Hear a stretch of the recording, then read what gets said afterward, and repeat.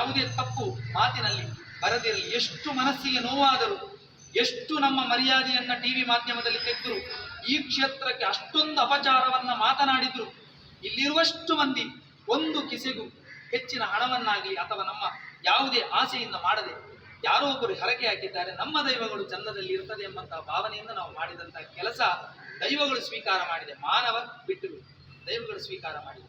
ಆ ಮನಸ್ಸಿನಲ್ಲಿ ಬೇಜಾರಿನಲ್ಲಿ ನೊಂದು ಶಪಿಸಬೇಕೆಂತ ಹೇಳಿಲ್ಲ. ತಾಯಿಗೆ ಅವ್ಯಾಚ ಶಬ್ದಗಳಿಂದ ಬೈದ ನಂತರ ಪುನಃ ಹೋಗಿ ಕ್ಷಮೆ ಕೇಳುವಂತಹ ಕ್ರಮ ಇಲ್ಲ, ಶಾಪ ಕೊಡಬೇಕು ಅಂತಿಲ್ಲ, ಅದುವೇ ಸಾಕು ಅಂತ ಹೇಳಿದ್ದಾರೆ. ನಾವು ದೈವದ ಹತ್ರ ಯಾವುದೇ ಏರಿಸಿಕೊಡ್ತಾ ಇಲ್ಲ.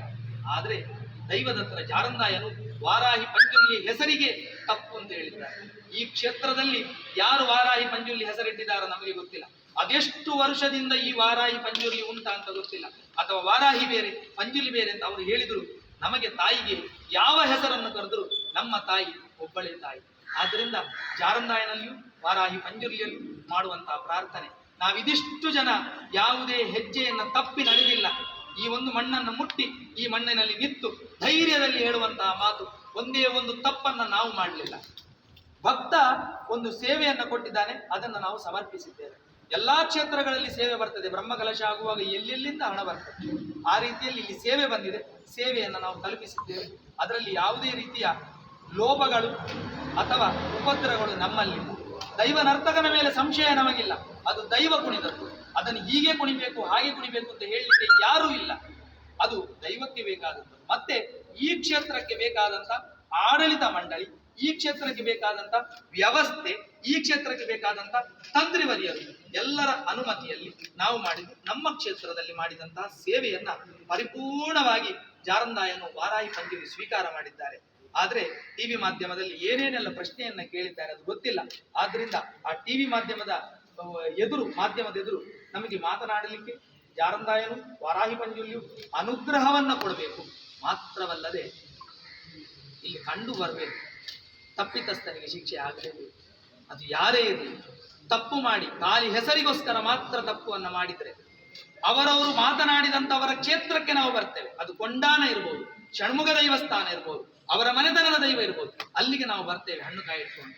ಪ್ರಾರ್ಥನೆಯನ್ನು ಅವರ ಮನೆಯ ದೈವದಲ್ಲಿಯೂ ಸಲ್ಲಿಸಲಿಕ್ಕೆ ನಾವು ತಯಾರಿದ್ದೇವೆ. ಆದರೆ ಯಾರೇ ಇರಲಿ, ದೈವಕ್ಕೆ ಅಪಚಾರ ಮಾಡಬೇಡಿ.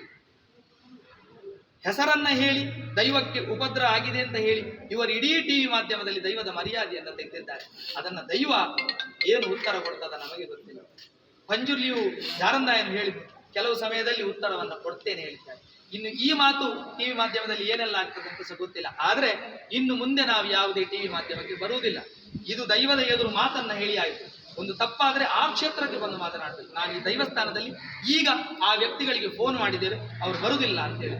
ಅಷ್ಟು ಧೈರ್ಯ ಇದ್ರೆ ನಮ್ಮೊಟ್ಟಿಗೆ ನಿಂತು ಪ್ರಾರ್ಥನೆ ಮಾಡುವುದು. ನಮ್ಮಾಗೆ ಮಾನವರು ತಪ್ಪಾದ್ರೆ ಕ್ಷಮೆ ಕೇಳಬಹುದಿತ್ತು. ಅವರು ಏನೋ ಒಂದು ಹಣದ ಆಸೆಯೋ ಅಥವಾ ಏನೋ ಒಂದು ವಿಷಯದಲ್ಲಿ ಮಾಡಿದ್ದಾರೆ, ಇಲ್ಲಿ ಬಂದು ಕ್ಷಮೆಯನ್ನ ಕೇಳಬಹುದಿತ್ತು. ಅವರು ಬರಲಿಲ್ಲ.